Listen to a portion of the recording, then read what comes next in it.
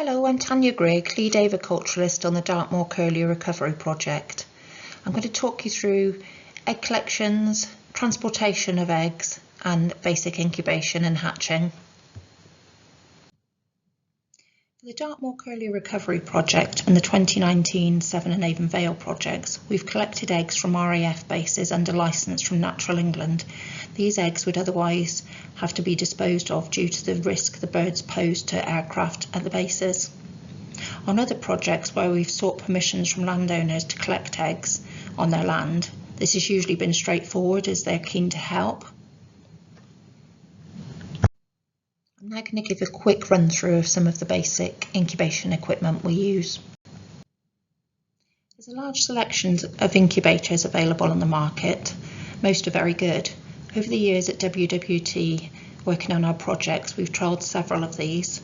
For curlew, we find the best to be RCOM incubators, and in particular the 50 Pro. This photo shows an RCOM 50 with some curlew eggs in it. As you can see, it's got a large clear lid, which is good, so you can look into the incubator without having to lift the lid, which obviously the temperatures will then fluctuate.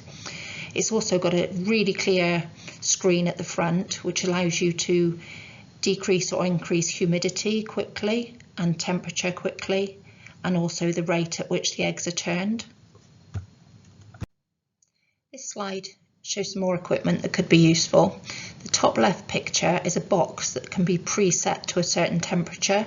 This is useful for storing eggs that have not yet been incubated, especially if you have a partial clutch and you're going back to collect the rest of that clutch.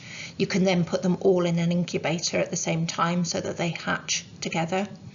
The top right is a power text. You have a SIM card in there which will send you a text when you have a power cut. It also will send you a text when the power comes back on. So if it's off for seconds, it's useful. It means you don't have to rush to your incubation room. But obviously, if it goes off, you want to be there with the bottom picture, which is a generator. So we always have a backup generator, at least one for every project, that we can run incubators, heat lamps, etc. off. This is our quarantine station where we incubate our eggs. It's a fairly old building, but it's got thick stone walls, so it keeps a constant temperature, which is invaluable when running incubators, as they don't like large fluctuations between cold and hot. You want it to be pretty constant. The cleaning products we use in our incubation room are F10 and Safe 4. We use Safe 4 for a good deep clean at the start of the season, and then for our foot dips. And we use F10 to clean the incubators and portable incubators at the start ahead of putting eggs in them, and then if we need to clean any during the season.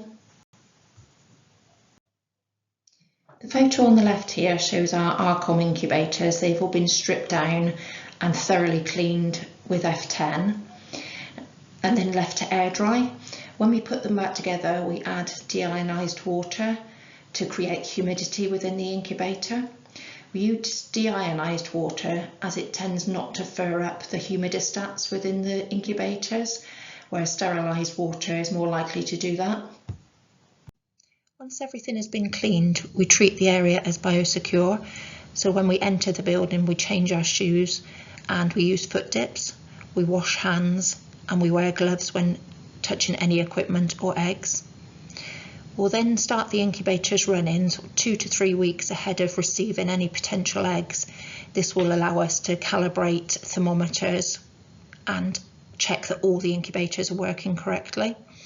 We'll map temperatures across the incubators with small spot checks, which you can buy from Brintsey. These are small calibrated thermometers, and we'll move them around the incubator and map the temperature gradients. When the incubators are empty, you will get a gradient across the incubator, which does tend to improve once you've got eggs in there.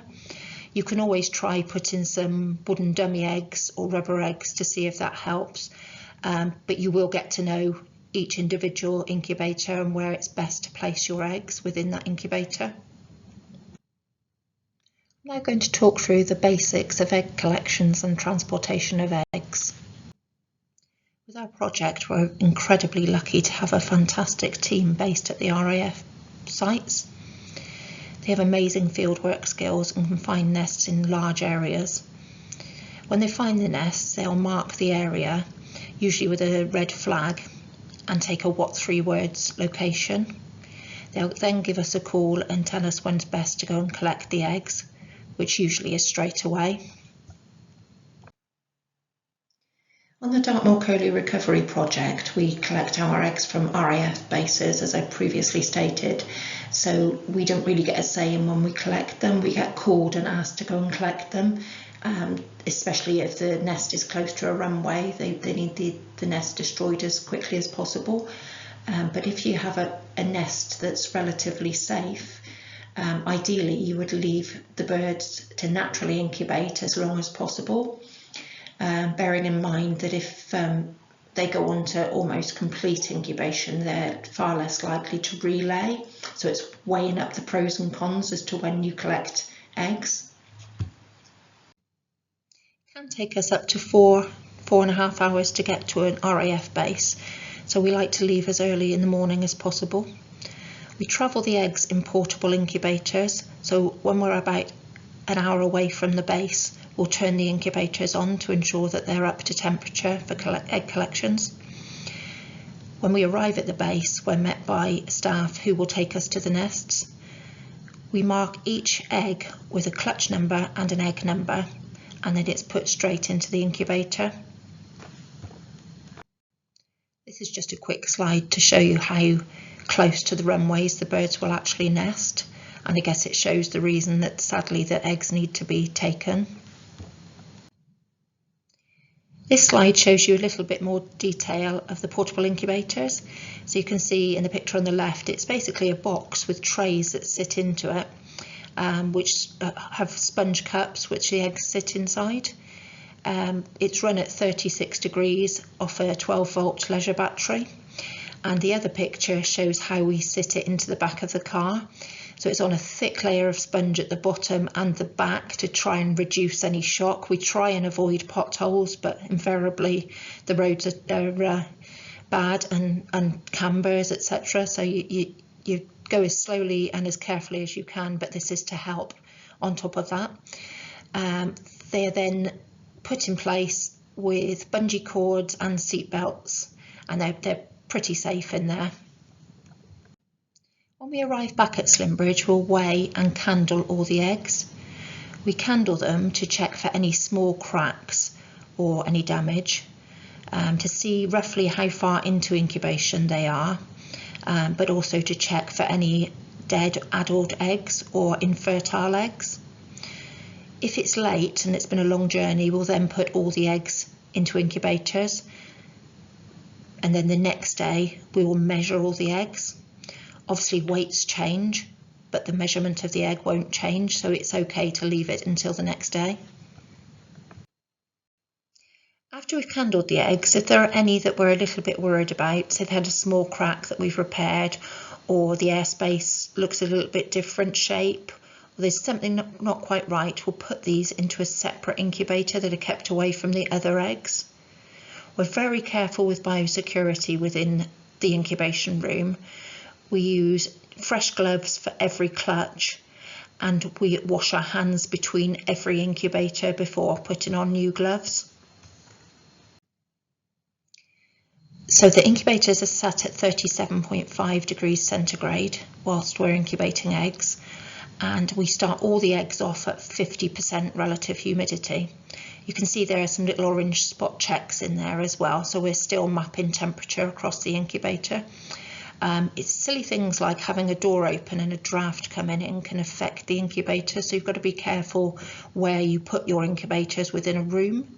Also, any bright sunlight coming through windows, you really don't want an incubator to be sat inside a window. We do have the ability within our incubation room to block out our windows, which is particularly useful when we're candling eggs. You can get a far better view into an egg in a dark room, but also you need a light to be able to switch on and off to check what you're doing in between going from one incubator to another. This slide's to show you embryo development. You can not only see the development of the embryo, but also the fact that the airspace gets bigger. You can draw this on your egg, although these are duck eggs and are very easy to candle compared to wader eggs. Due to the patterning on the wader eggs, they can be quite tricky. But if you can get a good view inside the egg, it's quite a good idea to, with a pencil, draw the airspace, and then you can see it getting bigger over time, which obviously is a good indication that the embryo is doing well. Once all the eggs are in incubators and we have a weight and a length and breadth measurement for them, we can plot this onto a weight loss graph. During the duration of incubation, you're aiming for a 15% weight loss, but anything between 12 and 17%, you'll usually get a healthy chick. Now we weigh eggs every 2 days and plot this on the graph, and you can see during incubation these eggs have been pretty much spot on the 15% weight loss all the way through incubation. That isn't always the case. You can see these eggs aren't losing quite enough moisture or weight during the incubation period. So we try and put this right by reducing the humidity within the incubator. And here we have the opposite. In these eggs, they're losing too much weight. So we increase the humidity within the incubator. These eggs are now in a hatcher, so they're around 28 days into incubation. The hatcher is slightly different. It's a slightly lower temperature. We raise the humidity, which will hopefully stop any of the membranes drying out and enable the chicks to hatch more easily. And also there's no rolling or turning of the eggs anymore. I'm hoping you can see on this picture, it is a little bit difficult, but I've put a little circle around each of the external pip marks, so a small chip in the shell. So the chick will have internally pipped, so pushed through the internal membranes into that airspace, taken a large gulp of air, and then externally pipped using its egg tooth. Now we mark this area because waders take a long time to hatch, so they can take up to 74 hours to hatch from externally pipping, and the day and the time will then tell us 70 to 74 hours, or we should start to be seeing more progress. They should be starting to think about hatching soon, and if they don't, we could then possibly think about intervening.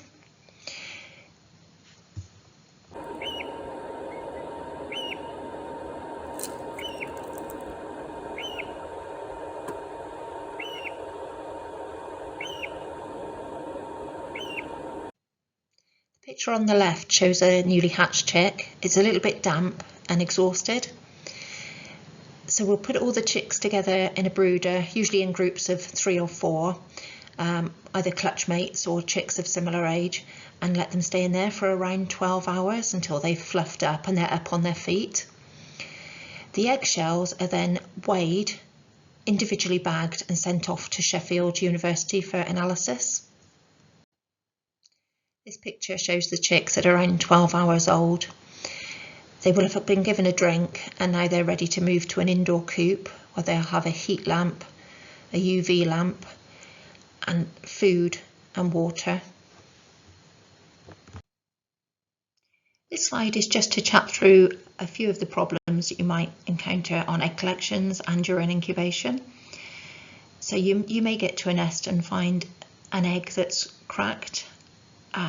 If it's just a hairline crack, then they're easily fixable, but I'd advise always taking a spare portable incubator with you so that you could put the eggs from that clutch into a different portable incubator to the other eggs from other nests that you've collected that day, just in case there's any sort of infection that's set in. You don't want to risk all of your eggs, putting them all into one incubator.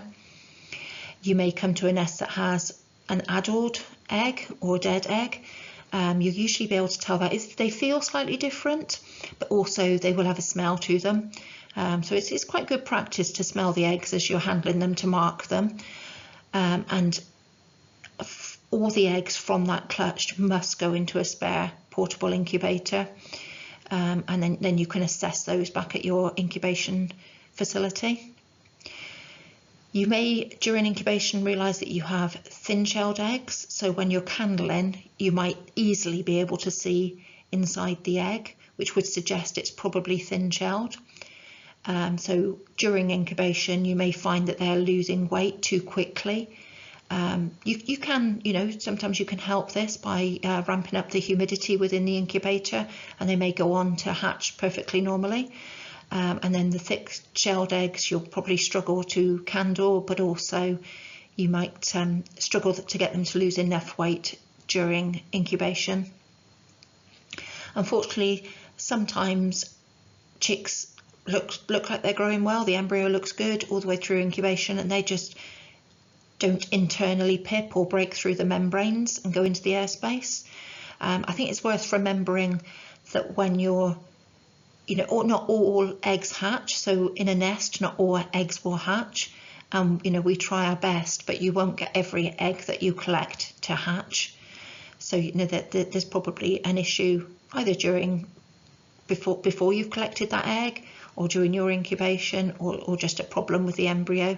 So just worth remembering.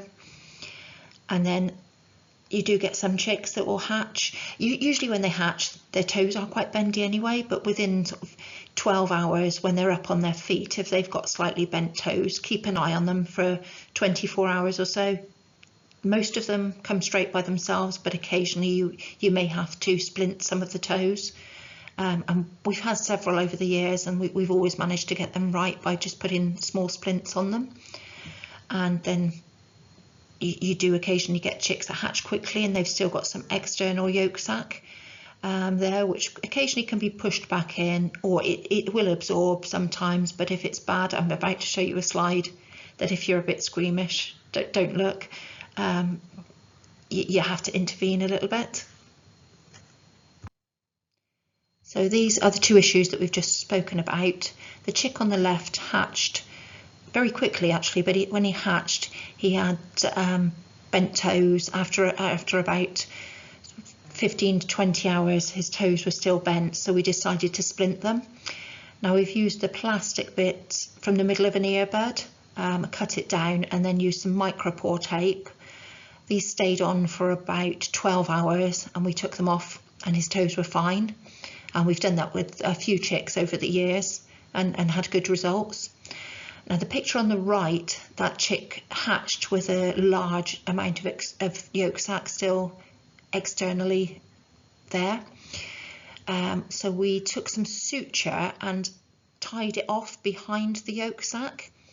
This quickly mummified and dropped off, and the chick was given critical care for the first few days. It's a powder that you make up into a sort of critical care solution, and it was given this, and this chick actually went on to be released. I'm aware that was a very quick run through of egg collections and incubation, so if you have any questions, either I or one of my colleagues will try and, as best we can, answer them for you.